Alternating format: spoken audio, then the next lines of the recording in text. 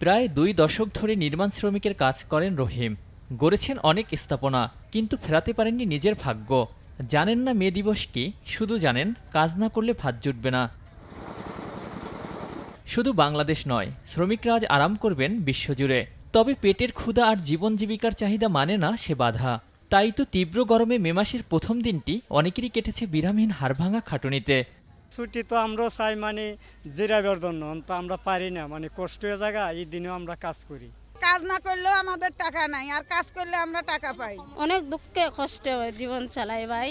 সরকার আমাদেরকে গরিব মানুষেরা কি দেখে? কিছুই তো দেখে না। এই যে এই 400 টাকা কামাই করে নিলে একটিও থাকে না।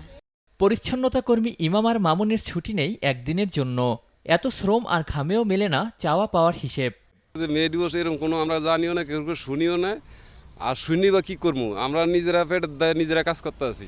ষাটোর্ধ্ব কাশেম মিয়ার গল্পটাও একই রকম। ২০ বছর ধরে রিকশা তার জীবন জীবিকা। তবে এত বছরেও গড়তে পারেননি নিজের একটি রিকশা।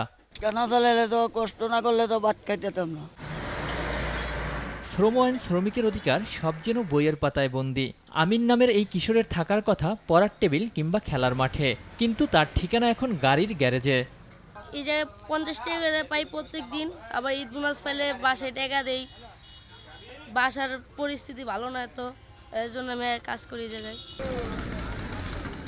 তবে বিশেষজ্ঞরা বলছেন দেশের আর্থসামাজিক অবস্থার কারণে গুরুত্ব নেই মে দিবসের। আর্থসামাজিক অবস্থাটাই মূলত এই জায়গাটিতে দায়ী। যারা ঊর্ধ্বতন কর্তৃপক্ষ তারা যদি এই জায়গাটাতে সচেতন হতো, কারণ শ্রমিকেরও তো আসলে আনন্দ করার অধিকার আছে।